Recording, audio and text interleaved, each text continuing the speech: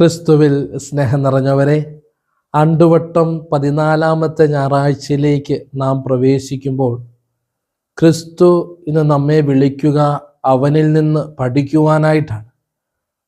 ക്രിസ്തുവിൻ്റെ പരസ്യ ജീവിതത്തിലൂടെ നാം കടന്നു പോകുമ്പോൾ അവൻ ഒത്തിരി കാര്യങ്ങൾ പഠിപ്പിക്കുകയും ഒത്തിരി കാര്യങ്ങൾ തൻ്റെ പ്രബോധനത്തിലൂടെ മറ്റുള്ളവരെ അറിയിക്കുകയും ചെയ്യുന്നു എന്നതായിട്ട് നമുക്ക് കാണുവാനായിട്ട് സാധിക്കും. എന്നാൽ അതിൽ നിന്നൊക്കെ വ്യത്യസ്തമായി ഇന്നത്തെ സുവിശേഷത്തിൽ ക്രിസ്തു നമ്മെ ഓർമ്മപ്പെടുത്തുക എന്നിൽ നിന്ന് പഠിക്കുക എന്നുള്ളതാണ്. മറ്റെവിടെയും നാം കാണാത്ത ഒരു വാക്യമാണിത്. എന്നിൽ നിന്ന് പഠിക്കുക. എന്താണ് നാം ക്രിസ്തുവിൽ നിന്ന് പഠിക്കേണ്ടത്? എന്താണ് ഞാൻ ക്രിസ്തുവിൽ നിന്ന് പഠിക്കേണ്ടതെന്ന് ഇന്നത്തെ സുവിശേഷ ഭാഗത്തിലൂടെ, മത്തായി സുവിശേഷങ്ങളിലൂടെ ക്രിസ്തു നമ്മെ ഓർമ്മപ്പെടുത്തുന്നുണ്ട്. ഞാൻ ശാന്തശീലനും വിനീത ഹൃദയനുമാണ്, എന്നിൽ നിന്ന് പഠിക്കുവിൻ.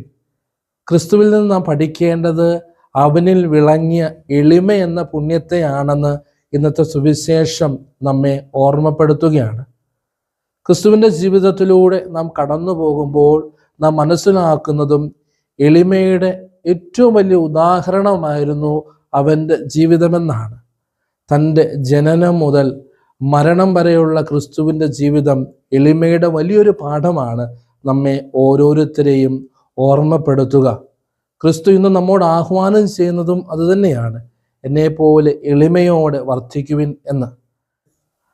യാക്കോബിൻ്റെ ലേഖനം 4-ാം അധ്യായത്തിൻ്റെ 6-ാമത്തെ വാക്യത്തിൽ നാം ഇപ്രകാരമാണ് വായിക്കുക: ദൈവം അഹങ്കാരികളെ വെറുക്കുന്നു, എളിയവർക്ക് അവിടുന്ന് കൃപ നൽകുന്നുവെന്ന്. ദൈവം എപ്പോഴും ചേർത്ത് നിർത്തുന്നത് എളിമ വിളങ്ങിയ മനുഷ്യരെ ആയിരുന്നു. ഈശോ തൻ്റെ ജീവിതത്തിലൂടെ കാണിച്ചു തന്നതായ ഈ എളിമ ജീവിച്ച ഒത്തിരിയേറെ വ്യക്തികളെ നമുക്ക് നമ്മുടെ അനുദിന ജീവിതത്തിൽ കാണുവാനായിട്ട് സാധിക്കുകയും ചെയ്യും. വീണ്ടും ഇന്നത്തെ 1-ാമത്തെ വായനയിലേക്ക് നാം കടന്നു ചെല്ലുമ്പോൾ സക്കറിയായുടെ പുസ്തകത്തിൽ നാം കാണുന്നതും കർത്താവിൻ്റെ ഈ എളിമയെ പറ്റിയാണ്.